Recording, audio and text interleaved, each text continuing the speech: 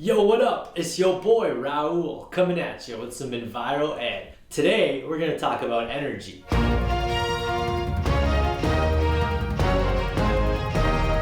I'm not talking about how electrifying I'm being on y'all screens. I am talking about electricity and so much more. What is energy? What does it mean for us? How do we make it? Where does it come from? Before we go any further, here are a few things you're going to need. A pad and a pen or anything that you can use to write with. Or if you prefer, you can also just have your phone and keep notes on that. You can also use a laptop, but you're going to need something to keep notes as we move forward. Alright, so the first thing we need to talk about is this thing called the law of conservation of energy. What does that mean? Why does it sound so complicated? Whoa. This is no physics class. I'm not going to get into any of that complicated stuff. We're going to keep it simple. All it means is energy cannot be destroyed. Energy cannot be created.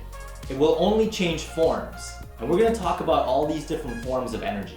And that's all you need to keep in mind as we move forward and explore this topic. Keep that in the back of your mind.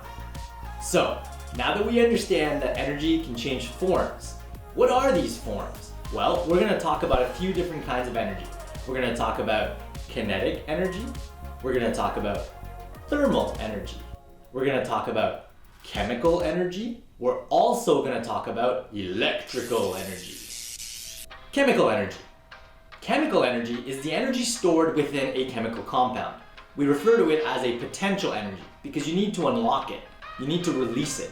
So, what is an example of that? Well, let's think about our fossil fuels, gasoline products, things you would put into your car to get you from A to B, right? The same way you can also think about the food you're eating.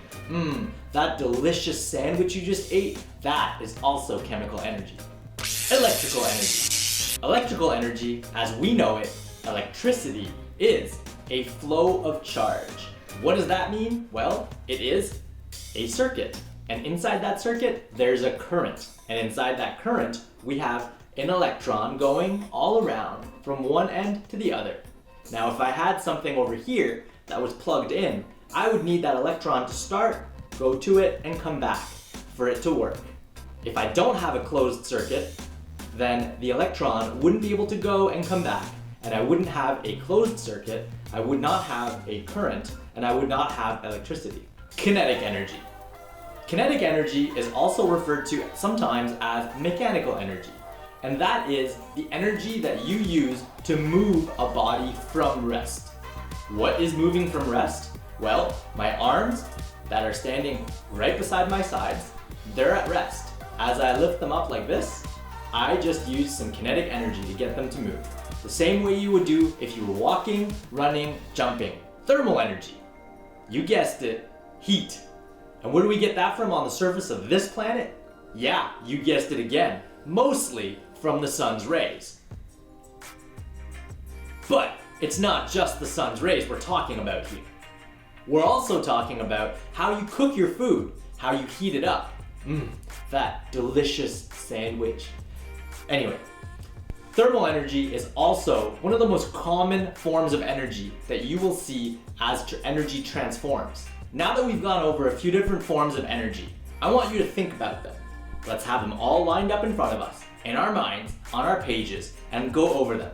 And think about your life, and think about a typical day in your life. From the moment you wake up to the moment you go to bed, and all of the things you do during that day.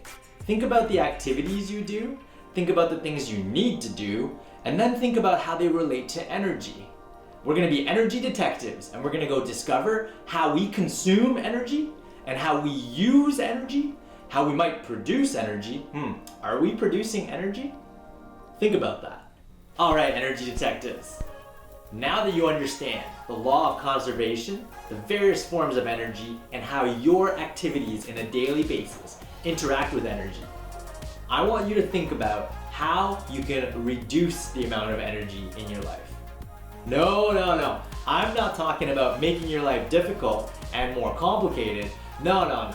I'm not talking about that at all. What I'm trying to get at is we could probably combine some activities. Now, thinking about it, I can see you all thinking, okay, maybe, I don't know how I feel about that. Well, I don't want to make things difficult for you. Now, you've probably heard of something like turn the lights off when you leave the room so you don't waste energy. Yeah, we're not talking about wasting. I think we're all pretty good at being responsible, not wasting electricity and energy, unplugging things when we're not using them. What I'm talking about is how we can use passive energy to do things. So we can combine activities that would otherwise need to be done and harness wasted and or lost energy. Think about that. And if you need some examples, check out your search engine of choice. Type in energy at home and look up all the different ways people are combining activities and looking at the various forms of energy and how they interact in their lives to make their life actually easier, more efficient, and wasting less time and energy. Why is all this important? Well, unfortunately, it's not an even distribution. We don't share energy across this planet evenly. That means we don't all have access to the same amounts of electricity, the same amounts of power and energy. So if we can reduce the way and or combine the ways that we use our energy and make the most of what we have, we can leave some for someone else. And that is being responsible and a good citizen. All right, my energy detectives, now that you've filled out your activities and you've understood a little bit more about the law of conservation and all the various forms of energy we talked about, and you know how you interact with energy, I want you to get on your search engine of choice and look up where it all comes from. For instance, if you're looking at electrical energy, you're probably looking at electricity. And if you're looking at electricity, where does it come from? I mean, it's so much more than the USB cable you plug into your phone and then it goes into the wall. Before it comes to your house, where does that come from? Before it gets on those power lines, where does it come from? Someone has to get it to you, and someone and somewhere that power is being generated. Figure it out. Let me know what you think. Alright, energy detectives, hope you enjoyed that clip. Don't forget to smash that like button, hit subscribe, ring the bell, and let us know in the comments below what you thought of this video. Of course, as always, if you have any questions, you can send us an email here. And please, reach out to us and let us know what you'd like to see moving forward. Peace out.